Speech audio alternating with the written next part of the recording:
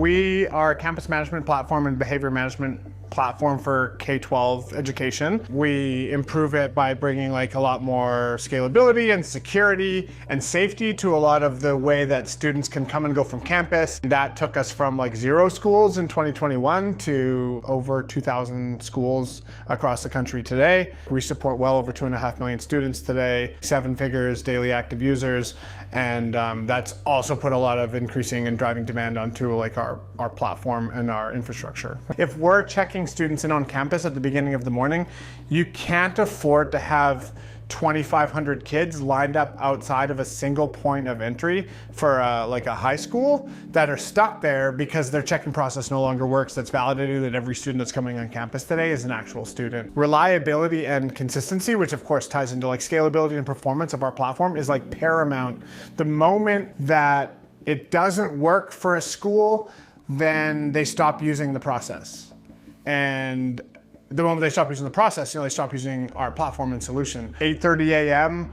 Eastern time, like we're checking in 1.5 million students on the Eastern Seaboard, but an hour later, like we can actually let that product wind down quite a bit.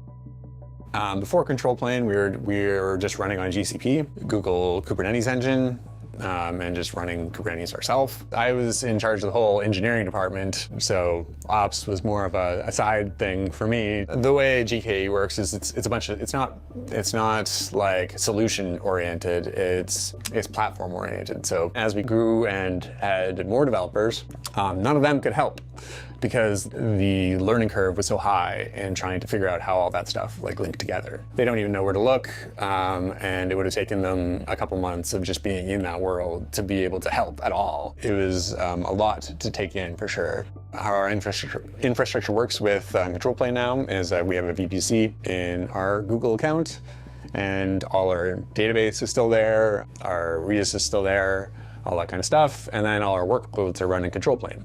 And they use the Wormhole technology to like be able to access our VPC and access all of our database and all that kind of stuff.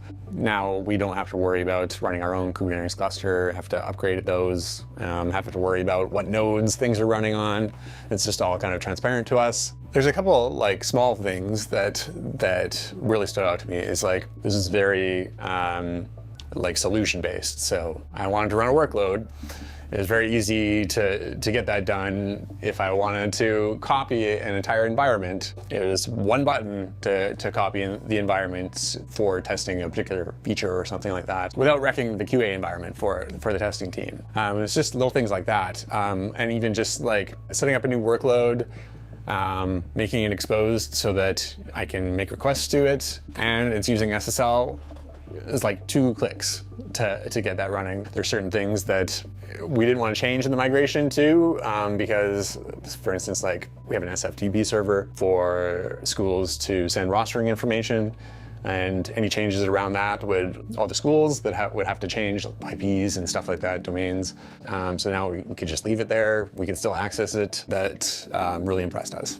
When we kind of initially migrated, I'd say that our cost savings was probably in the area of about 30 to 40%. Yeah, so it was significant. Now it's more just checking our dashboards of metrics and just make sure everything's looking good. Developers now can easily enough go, and if they have to add a secret or environment variables to their workloads, they can do that themselves. We've been able to automate a lot more. Control Plane being kind of native with Terraform.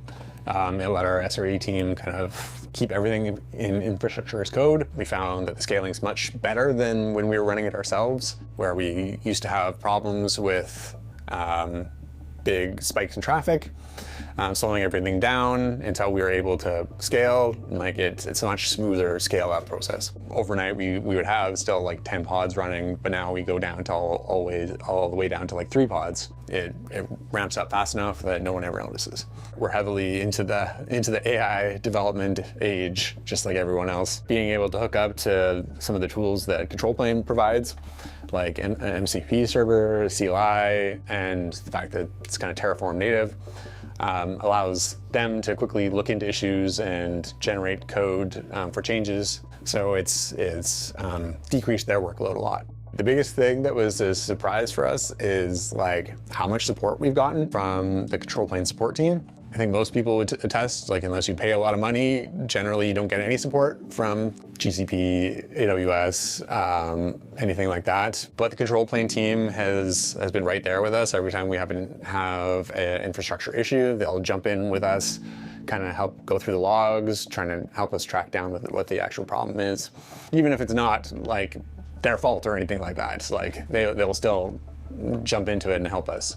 We are going to be migrating a lot of stuff to AWS. The ability to talk from one cloud to the other easily enough without jumping through a lot of hoops, like just simplifies it so much that it makes it something that seems reasonable. If we weren't on control plane, like there's probably very little chance we would have gone through this project. The scale of it would have scared us off. Managing our infrastructure and ensuring that we're scaling infrastructure properly was becoming a bigger problem over the last few years, and control plane has allowed us to do a few things that is really helpful. The first is it's given us the opportunity to separate our cloud provider from our platform, so that we can now pick the best solutions for us underneath the layer, and we don't have to worry about porting our whole platform back and forth. But it's also helped us scale our product in much more effective ways, but also a lot more cost-effective ways, so that we're managing cloud and infrastructure costs, but actually improving performance of our platform over time with our users. The big thing for our customers is just because we've been able to scale, there's much fewer incidents of slowness, and we have higher availability than we did before. And for us as a business, the more we can save on our infrastructure costs, the more we can put into building new features.